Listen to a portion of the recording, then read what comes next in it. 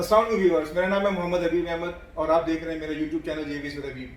ये सीज़न 1 के सिलसिले की कड़ी है जिसमें हम डिफरेंट इंटरप्रेन्योर का इंटरव्यू कंडक्ट कर रहे हैं जो कि बहुत कम अरसे में जिन्होंने बहुत कम रिसोर्सेज से अपना काम स्टार्ट किया और अपने आप को मार्केट में मनवाया कि जी वो इंटरप्रेन्योरशिप के तौर पर प्रूव कर सकें कि इन्होंने वाकई पॉजिटिवली अपने रोल प्ले किया मार्केट के अंदर। अच्छा, ये कैटेगरी इंजीनियरिंग और इसके सब कैटेगरी वर्कशॉप। अच्छा, आज मैं थोड़ा सा आपको ये अपडेट कर दूं कि ये इंटरव्यू कंडक्ट करने के लिए अस्करी साहब को चूज करने की क्या वजह है। हमारे जो मेहमान है गेस्ट का नाम अस्करी साहब है, तो वर्कशॉप इनका अपना आवान इंजीनियरिंग के नाम से। इसकी बेसिक 3 रीज़न है। रीज़न नंबर 1 कि इन्होंने बहुत कम अरसे में अपने आप को प्रूव किया as a entrepreneur, number 1। Number 2, ये जॉब छोड़कर बिजनेस में और बिजनेस में आने के बाद इन्होंने उस जॉब की रूटीन को देखते हुए, बिजनेस की तमाम इम्प्लीमेंटेशन को देखते हुए उसको प्रॉपरली अपने अंदर लागू किया और वो बिजनेस जो नॉर्म्स होते हैं जो करने चाहिए किसी बिजनेसमैन को, वो इम्प्लीमेंट करवा दिया। और नंबर 3, पोस्ट कोविड के बाद इन्होंने बड़ा पॉजिटिवली अपने आप को डाइवर्सिफाइड किया और मायूस नहीं हुए, अपना काम जो है वो ख़त्म नहीं किया, बल्कि न्यू एनर्जी के साथ दोबारा अपने काम में लगे रहे और कुछ न्यू चीज़ों के हवाले से इन्होंने सोचना शुरू कर दिया। ऑल्दो डेफिनेटली हर बंदे के अपने बिजनेस सीक्रेट्स होते हैं जो कि वो डिस्कस नहीं करते, लेकिन जनरल चीज़ें हम इनसे जरूर डिस्कस करेंगे, क्या इनके पीछे एनर्जी थी, किस तरह उन्होंने काम स्टार्ट किया। और इससे पहले हम आपको ये बता दें कि जो सीज़न 1 है वो बेसिकली तमाम इंस्पायरेशनल इंटरव्यूज़ की डिस्कशंस के हवाले से ही है और उसका जो इंट्रोडक्शन वीडियो है उसका लिंक हम डिस्क्रिप्शन में शो कर देंगे। डिस्क्रिप्शन में जाने के बाद आप उसको ईजिली जब क्लिक करेंगे आपको अंदाजा हो जाएगा कि सीज़न 1 हम क्यों और क्या किस लिए करना चाह रहे हैं, उसके हमारे पीछे मकसद क्या क्या है।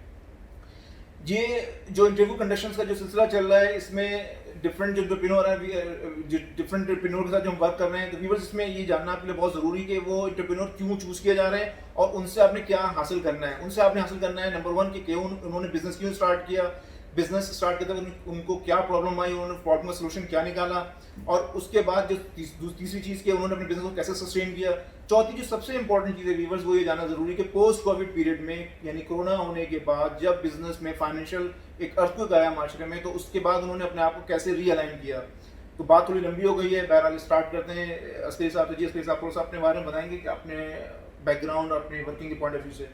जी शुक्रिया हबीब साहब, बिस्मिल्लाहिर्रहमानिर्रहीम। मैं दरअसल 92 से अपना काम करता था। उसके बाद फिर जब कुछ मुल्की हालात जो 2007-8 से जो हालात कराची के जो ख़राब हुए, तो फिर वो काम बंद करना पड़ा और मुझे एक जॉब करनी पड़ी।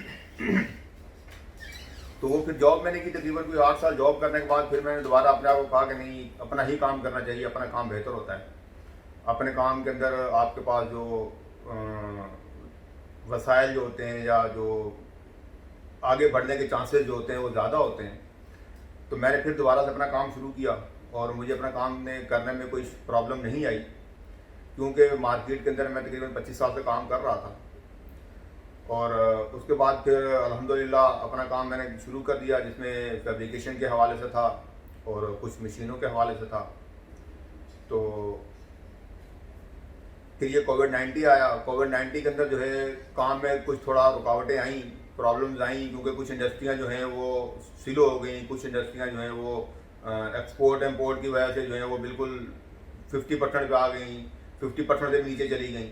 तो काम जो है ना वो बिल्कुल रुक गया, जिसकी वजह से फिर हमने जो है ना इस काम को हमने अपना रुख भी चेंज किया कोविड-19 की वजह से। कि ये जो आजकल जो बहुत सारी फैक्ट्रियाँ हैं जहाँ पर कोई सैनिटाइजर गेट वगैरह बनाए जा रहे हैं और इसके साथ जो बहुत सारी चीज़ें हैं, तो उस तरफ हम भी मूव हुए। और हमने जिस कंपनी ने हमें कोई कहा कि जी आप हमें ये सैनिटाइजर गेट बना कर दे दें, हमने उनको वो काम करके दे दिया, क्योंकि काम सारा उसी से रिलेटिव था। तो मैं तो लोगों को भी यही कहूँगा कि इस वक्त जो मुल्की हालात जा रहे हैं हमारे, उसमें घबराने की ज़रूरत नहीं है। आप ये देखें कि ज़माने को किस चीज़ की ज़रूरत है, तो आप उस तरफ मूव हो जाएं, अपने आप को मूव कर लें। ज़रूरी नहीं है कि आप जो है जिस काम पे लगे हुए हैं आप वही काम करें। तो उस इंजीनियरिंग में वो भी इंजीनियरिंग है, उस इंजीनियरिंग में जहाँ पर आपको दूसरी तरफ मूव करने का मौका मिलता है तो आप उस तरफ मूव हो जाएं। तो ये बहुत अच्छी बात बताइए अपने साथ व्यूअर्स के पॉइंट ऑफ व्यू से कि स्टक नहीं होना अपने काम में। कोई काम ऐसा नहीं है, देखें बिजनेस एक मॉडल का नाम है जिसमें अर्न करना होता है। बिल्कुल बिल्कुल। लेकिन ये चीज़ बड़ा जानना ज़रूरी है हमारे न्यू एंटरप्रेन्योर के लिए जो अपना काम आना चाहते हैं। वो कौन सी ऐसी एनर्जी थी जिसने आपको मजबूर किया है, जिसने आपको फैसिलिटेट किया है कि आप दोबारा अपना काम शुरू करें? देखिए जी, जॉब छोड़ के जो दोबारा मैंने काम किया वो मैंने एक कहावत सुनी थी कि आप अपनी सैलरी से घर चला सकते हैं और अपने कारोबार से आप अपने ख़ानदान को संवार सकते हैं। तो वो बात जो है वो मुझे बहुत जो है वो गहरी लगी। तो फिर मैंने दोबारा से जो है ना वो अपना काम शुरू कर दिया और अल्हम्दुलिल्लाह मुझे इसमें कोई प्रॉब्लम नहीं आई, क्योंकि मार्केट के अंदर एक नाम था मेरा। और मैं जो लास्ट टाइम जो काम करके आया था उस जिस इंडस्ट्री में मैंने काम किया उस इंडस्ट्री के हवाले से भी, और वैसे भी उससे पहले भी जाहिर है कि मैं पहले भी 10 से 15 साल तक अपना काम छोटा मोटा काम था, लेकिन इंजीनियरिंग से वाबस्ता था। और बहुत सारी फैक्ट्रियाँ थी, छोटे छोटे मुझसे काम करवाती थी, जानती थी। तो फिर जब मैं दोबारा इस काम में आया हूँ दोबारा फैब्रिकेशन में, तो फिर मैंने दोबारा उन फैक्ट्रियों के जो है वो उन लोगों से रब्ते किए, क्योंकि आजकल तो कोई इतना मुश्किल ही नहीं है, आप जहाँ मर्जी बैठे हों बंदा आपकी बिल्कुल जेब में होता है, समझ लें आपके बिल्कुल मोबाइल से जब जिससे मर्जी जिस वक्त मर्जी हो जिस तरह का चाहे रब्ता करें। तो इसका मतलब ये हुआ कि जब आप किसी भी जगह पर जॉब कर रहे हो या जब आप कोई भी काम कर रहे हो तो उस वक्त आपको अपना इंप्रेशन या अपना इमेज बहुत पॉजिटिव बनाना जरूरी है, बिल्कुल, ताकि लोग जब आप दोबारा कोई नया काम स्टार्ट करने बैठे हैं या कोई मैं एक्सपेक्ट कर रहा हूँ आपकी इस बात से, मुझे लग रहा है कि ये बहुत ज़रूरी है। तो इसके बारे में कुछ बताएंगे कि जो आपने पास में काम किया उसमें आपने कितना डिलीवर किया लोगों को, टाइम पर चीज़ें डिलीवर की, कॉस्ट पॉइंट ऑफ व्यू से, क्वालिटी पॉइंट ऑफ व्यू से क्या आपने अपना इमेज बनाया, बिल्कुल, ताकि आपको आज परेशानी नजर नहीं आ रही है। बिल्कुल हबीब साहब, जब हम अपना काम करते हैं तो जो हमारा माजी होता है जिसमें हम लोगों को सर्विस दे रहे होते हैं, अगर आप उनको अच्छी सर्विस देंगे तो लोग आपको दोबारा आपसे काम करवाएंगे। और आपकी जो सर्विस होती है, आपका जो काम होता है वही आपकी पहचान होती है। आप जितना अच्छा काम करेंगे उतनी ही आपकी पहचान अच्छी होगी, उसमें आप लोगों के पैसे भी सेव करें उसके अंदर, और कम कीमत के अंदर अच्छी चीज़ अच्छे मशवरे के साथ आप उनको काम करें। और अल्हम्दुलिल्लाह कि मेरे पास आज जो लोग काम करने के लिए मेरे पास हैं वो आज से 92 के लोग हैं, जिनका मैंने फर्स्ट टाइम छोटी छोटी फैक्ट्रियों में मैं काम करता था, वही लोग हैं जो आज मुझे जब मैंने काम छोड़ा है तो उन्होंने अप्रिशिएट किया मुझे कि यार आपने बहुत अच्छा किया, आपने काम अपना दोबारा काम शुरू किया है। व्यूवर्स, इसमें मतलब ये चीज़ जानना आपके लिए बड़ा ज़रूरी है कि आप जिस भी शोबे से वाबस्ता हो, जो भी काम आप कर रहे हो, आप अपनी इमेज को हमेशा बेहतर बना कर बिल्कुल बिल्कुल, आप अपने शोबे के साथ सेंसियर होना चाहिए आपको। आप अगर उसके अंदर नेक नीयती से काम करेंगे, और जो कि इंतहाई ज़रूरी है कि आप जो काम करवा रहा है उसके भी पैसे सेव करें और अपनी भी एक मुनासिब लागत जो है वो रखें, तो अल्हम्दुलिल्लाह उसके अंदर मुझे बहुत फ़ायदा हुआ, मुझे भी और मेरे बच्चों को, मेरे घर वालों को। और उसके साथ मेरे जो दोस्त अहबाब थे ना वो भी काफ़ी इंटरटेन हुए, क्योंकि बहुत सारे जो लोग हैं वो मेरे साथ मुंसलिक हो गए इस काम के अंदर।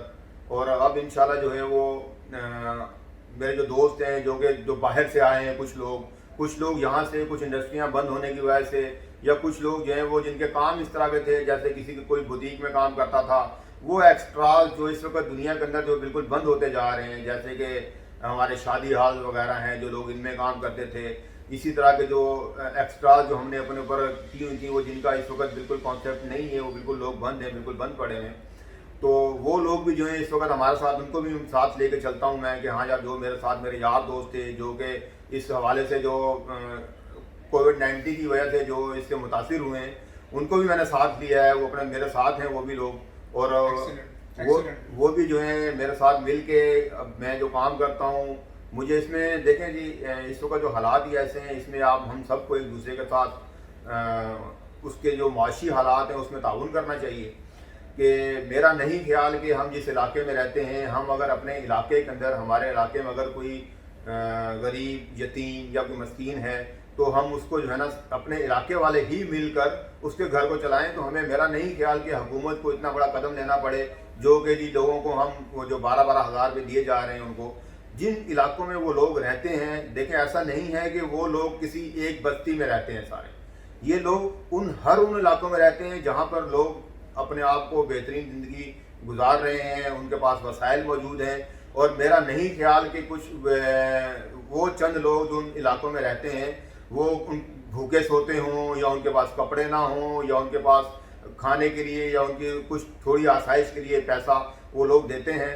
तो मेरा ख्याल है कि जो हुकूमत ने इतना बड़ा जो कदम उठाया था, इतने जो पैसे दिए हैं, इसमें बहुत सारे लोग जो है ना वो उस तरह भी उन्होंने, उनके पास पैसे आ जाते हैं कि जो उसके मुस्तहिक नहीं होते। हाँ, जब मैं असली साहब से शुरू में बात करें, उन्होंने एक बड़ी ज़बरदस्त बात तो की थी कि गवर्नमेंट को चाहिए कि बजाय वो 12-12 हज़ार रुपये लोगों को बांटे, वो छोटे छोटे कारोबार स्टार्ट करवाए और वो प्राइवेट सेक्टर्स को इंगेज करे, छोटे जो प्राइवेट सेक्टर वाले लोग हैं उनको कॉपरेट करे और छोटे एंटरप्रेन्योर को प्रमोट करे, ताकि एक छोटा कारोबार स्टार्ट हो और 10, 15, 20 लोग, 25 लोग उससे मुंसलिक हो जाए और अपना अपना वो रिस्क हासिल करना शुरू करें। ये बात मुझे बहुत अच्छी लगी। मैंने सोचा कि इस बात को मैं ज़रूर डिस्कस दोबारा करूँगा, क्योंकि ये मशवरा जो बसरी साहब ने मुझे दिया तो ये वाकई क्लिक करता है कि हम 12,000 रुपीज़ पर मंथ इसको कब तक देंगे, कितने अर्सा तक हम दे सकते हैं। तो इसके लिए बेहतर ये कि गवर्नमेंट को रिस्ट्रिक्ट करना चाहिए कि बजाय पैसे इस तरह देने के वो कोशिश ये करे कि वो छोटे छोटे कारखाने, छोटे काम, बुटीक के सेंटर्स, छोटे छोटे इंटरप्रेन्योर से डिस्कशन ले और SME जो समीडा है उसको इसमें इन्वॉल्व करे और डिफरेंट चैनल्स को, अपने गवर्नमेंट ऑफिशियल्स को इन्वॉल्व करे और छोटे काम करने में लोगों को सपोर्ट करे। क्योंकि मैंने भी इसके साथ जब इंटरव्यू तो उनको मुझे ये भी इन्होंने बताया कि काम शुरू करते हैं तो गवर्नमेंट की तरफ थोड़ी सी मुश्किलात आती हैं। बहरहाल उन्होंने उस मुश्किलात को फेस किया, चैलेंज तौर पर लिया और उसको कंप्लीट भी किया। तो एक लाइन में अगर छोटी सी बोले असली साहब 30 सेकंड के अंदर आप बताएं किस तरह की आपको प्रॉब्लम फेस आएगी? देखिए जी, कुछ प्रॉब्लम्स होती हैं कि जो जैसे हम काम शुरू करते हैं किसी जगह पर, हमारे पास इलेक्ट्रिसिटी नहीं होती है, वो कभी दिन में 2-2 घंटे 3 मरतबा जा रही है। तो ये जो प्रॉब्लम है इलेक्ट्रिसिटी के हवाले से ना, ये बहुत ज़्यादा प्रॉब्लम आती हैं। हम फिर जनरेटर का इस्तेमाल करते हैं। ज़ाहिर बात है, इस इलाके में हम काम करते हैं, वो इलाके वाले भी परेशान होते हैं। हमें खुद भी अच्छा नहीं लगता कि हम जो है ये इतना शोर होता है इसका, और उस शोर के अंदर हमारे अपने वर्कर जो हैं वो भी जो है परेशान होते हैं। तो ये जो कुछ ऐसी चीज़ें हैं कि जो इलेक्ट्रिसिटी के हवाले से ना, इसमें बहुत ज़्यादा प्रॉब्लम है। हालांकि बहुत सारे इलाके ऐसे हैं कि बिल्कुल इलेक्ट्रिसिटी से वो इस लोड शेडिंग से मुस्तस्ना हो चुके हैं। और मेरा नहीं ख्याल कि लोग जो हैं वो इतनी चोरी चकारी कर रहे हों, लेकिन उस इलाके को दोबारा से देखने की ज़रूरत है, उन इलाकों को, कि वहाँ पर लोड शेडिंग क्यों हो रही है।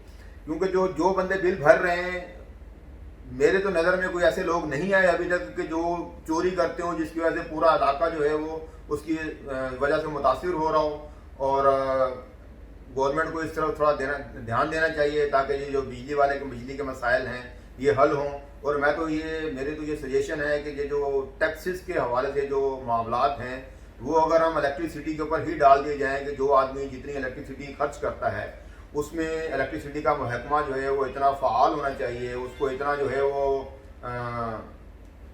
एक्टिव और मुस्तैद होना चाहिए कि वो उस बिजली की जो चोरी की रोकथाम है उनको रोके, और जो लोग जितना काम करेंगे उतनी बिजली इस्तेमाल करेंगे और उसी बिजली के यूनिट्स में उनका एडजस्ट कर दिया जाए उनका टैक्स, ताकि जो एक्स्ट्रा जो टैक्स भरना और उसके लिए फिर ये बड़े मामलात हैं। और अगर आप इसको डीपली अगर सर्च करने जाएंगे ना तो हर आदमी इस मामले में बहुत परेशान नजर आएगा। तो इसको हम अब समराइज करते हैं। इसके अंदर हमने जो आज चीज़ इंटरव्यू में कंडक्ट की, देखें व्यूअर्स, आप लोग जाना जरूरी है कि अस्करी साहब ने अपना बिजनेस स्टार्ट किया। बिजनेस स्टार्ट करते ही कुछ अर्से बाद इनको कोविड का सामना करना पड़ा बिजनेस को, लेकिन उन्होंने हिम्मत नहीं हारी, इन्होंने अपने प्रोडक्ट डाइवर्सिफिकेशन स्टार्ट कर दी। वो एरियाज जहाँ पर चीज़ें वो अपडेट हो रही थी उन्होंने अपने आप को वहाँ डाइवर्ट किया और माशाल्लाह से अल्हम्दुलिल्लाह इनका बिजनेस दोबारा प्रॉपर में चल पड़ा। लेकिन उन्होंने साथ साथ ये बड़ा पॉजिटिव काम किया कि जो लोग अभी बेरोजगार हो रहे थे उन्हें भी अपने साथ एसोसिएट किया और उनको भी अपने काम में लगाना शुरू किया ताकि वो भी काम करना शुरू करें। तो हमारी आपसे यही रिक्वेस्ट होगी कि देखें अपने आप में पॉजिटिव एनर्जी रखें, अपनी चीज़ों को गिरने ना दें, अपने होप को ख़त्म ना होने दें और किसी भी तरीके से दोबारा रीअलाइन हो अपनी एनर्जी के साथ अपने अपने काम में जो आप कर रहे हैं या जो आप शुरू करना चाह रहे हैं उसमें एक दफ़ा फिजिबिलिटी रिपोर्ट बनाएं। सीजन 2 में इंशाअल्लाह जिन जिन बिजनेस के बारे में हम डिस्कशन कर रहे हैं, जो इंटरव्यू कर रहे हैं, उसमें हम डिटेल फिजिबिलिटी रिपोर्ट भी डिस्कस करेंगे, उसको आप देखें। हमने अपना रोल प्ले कर दिया, मैं हमेशा ये कहता हूँ कि हमने अपना रोल प्ले कर दिया, ये अब आपकी बारी है कि आप अपना रोल कैसे प्ले करेंगे। आपका रोल प्ले करने का बड़ा आसान तरीका है, चैनल को सब्सक्राइब करें और प्रॉपरली इसे एज मैक्सिमम एज पॉसिबल लोगों तक पहुँचाएँ ताकि लोगों में जो मायूसी फैल रही है उस मायूसी को ख़त्म किया जा सके। अगर आप किसी भी शख्स की मायूसी को ख़त्म करने का जरिया बनते हैं तो डेफिनेटली आप खुद पॉजिटिव हो जाते हैं और पूरी पॉजिटिव एनर्जी आपको आगे लेके जाती है। अल्लाह ताला भी आपको सपोर्ट करता है। इस उम्मीद के साथ कि इंशाअल्लाह फिर अगले नए किसी एपिसोड में या नए इंटरव्यू में किसी नए एंटरप्रेन्योर की हम डिस्कशंस करेंगे। जुड़े रहिएगा साथ और इसको देखते रहिएगा चैनल को प्रॉपर्ली और हमेशा पॉजिटिवली चीज़ों को, पॉजिटिव एनर्जी मार्केट में लेकर चलिएगा, पॉजिटिव चीज़ों को फैलाइएगा। Thank you so much. Thank you.